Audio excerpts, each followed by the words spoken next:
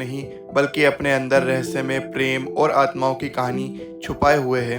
कहा जाता है इस किले में राजा जय सिंह की 9 दासियां रहा करती थी और हर दासी के लिए एक अलग महल था। लेकिन असली सवाल यह है, क्या ये सच है या फिर बस एक कहानी? आज हम जानेंगे नाहरगढ़ किले की पूरी कहानी और पूरा इतिहास। नाहरगढ़ किला जयपुर की रक्षा के लिए सवाई जय सिंह द्वितीय ने 1734 में बनवाया था। उस समय जयपुर एक नया शहर था और राजा को इसकी सुरक्षा की चिंता थी। इसलिए उन्होंने अरावली की पहाड़ियों पर 3 मुख्य किले बनवाए, आमेर, जयगढ़ और नाहरगढ़। इन तीनों से मिलकर बनती थी जयपुर की सुरक्षा की मजबूत दीवार। लेकिन नाहरगढ़ सिर्फ रक्षा के लिए नहीं था, ये राजा का आराम स्थल भी था।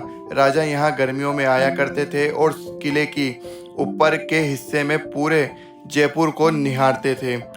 अब बात करते हैं हम एक और रहस्यमय कहानी की, नाहर सिंह भूमिया की आत्मा।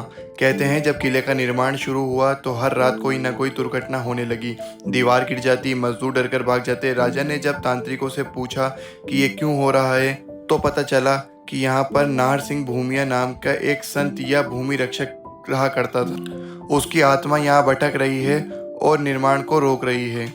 तो तांत्रिकों ने सुझाव दिया कि यहाँ पर उसके नाम का एक मंदिर बनवाया जाए।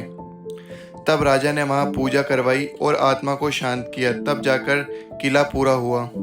इसलिए यहाँ पर यह भी कहा जाता है कि नाहरगढ़ का नाम भी उन्हीं के नाम से रखा गया है, नाहर सिंह का गढ़ यानी नाहरगढ़। अब इस किले की सबसे दिलचस्प कहानी पर आते हैं, 9 दासियां या 9 रानियां। कहा जाता है जब किला बनकर तैयार हुआ तो राजा जय सिंह द्वितीय ने यहाँ अपनी 9 पसंदीदा रानियों या दासियों के लिए अलग अलग कमरे बनवाए। हर कमरे का डिज़ाइन, रंग सब एक समान था। कहानी ये कहती है कि राजा हर रात एक दासी के साथ यहाँ समय बिताते थे ताकि किसी को पता न चले कि राजा किसके पास गए हैं। किले में ऐसे गुप्त रास्ते और गलियारे बनाए गए हैं जिसमें राजा सीधे एक कमरे से दूसरे कमरे तक पहुंच सकते थे और किसी भी रानी को या किसी भी दासी को ये पता नहीं चल सकता था कि राजा कौन से कमरे में किसके पास गए हैं। प्रत्येक कमरे में अपना एक छोटा आंगन, बाथरूम और रसोई थी ताकि हर दासी जीवन अलग अलग व्यतीत कर सके। इसलिए कहा जाता है कि 9 दासियों की कहानी को इसी वस्तु संरचना और जुड़ी लोक कथाओं से मान्यता प्राप्त है। लेकिन लोक कथाएं हमेशा कुछ सच और कुछ रहस्य में छुपाए रखती हैं। आज नाहरगढ़ जयपुर की पहचान बन चुका है। यहाँ से शहर का नज़ारा बहुत खूबसूरत दिखता है। इसे सनसेट पॉइंट जयपुर भी कहा जाता है। लेकिन रात का समय, इस समय किले के बारे में कहा जाता है कि यहाँ अजीब आवाज़ें सुनाई देती हैं। कुछ गार्ड्स का कहना है कि यहाँ गलियारों में किसी के चलने की आहट सुनाई देती है। शायद नाहर सिंह भूमिया अब भी इस जगह की रक्षा कर रहे हैं। कई लोगों का मानना है कि रानियों की आत्मा भी इसी जगह शांति से रहती है और जब रात का सन्नाटा होता है तो ये किले की अपनी पुरानी कहानियाँ ये किला खुद सुनाने लगता है। जयपुर में रहने वाले लोग ये भी जानते हैं कि यहाँ पर बहुत से एक्सीडेंट ऐसे हुए हैं जो अनचाहे हैं। कई लोग यहाँ से लापता भी हुए हैं। तो कुछ लोगों का मानना ये भी होता है कि उन लोगों की आत्माएं भी यहाँ पर भटक रही है। जो भी यहाँ आता है उसको एक नेगेटिव वाइब भी देखने को मिलती है।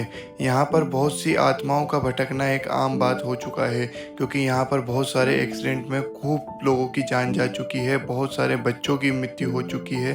तो इसलिए यहाँ पर कई जयपुर वासियों को आने के लिए मना किया जाता है। मैंने अक्सर यहाँ देखा है कि जयपुर के जो लोकल है उनके पेरेंट्स उनको आने से यहाँ पर मना करते हैं क्योंकि यहाँ पर वाकई में आत्माओं का साया रहता है। मैं रात को 11 बजे बाद आना इसलिए भी मना है क्योंकि यहाँ पर रात को चीते देखे जाते हैं। यहाँ पर आमतौर पर जंगल होने के कारण चीतों को आना एक आम बात है। अगर हम यहाँ आने की बात करें तो रात के टाइम या सुबह के टाइम आने के लिए या वैसे भी आने के लिए तो यहाँ पे 2 रास्ते दिए गए हैं। एक है 52 मोड़, दूसरा है 12 मोड़।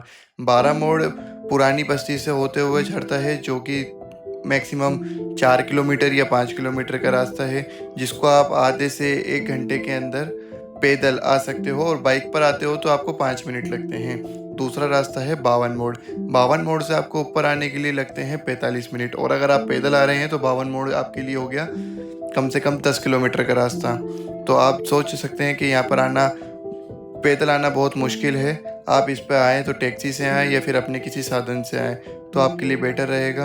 यहाँ पर सनसेट देखने को बहुत लोग सनसेट देखने के लिए आते हैं। यहाँ पर सनसेट व्यू बहुत खूबसूरत दिखता है। अगर आपको ये व्लॉग अच्छा लगा है तो प्लीज़ को सब्सक्राइब कीजिए और लाइक कीजिए। Thank you.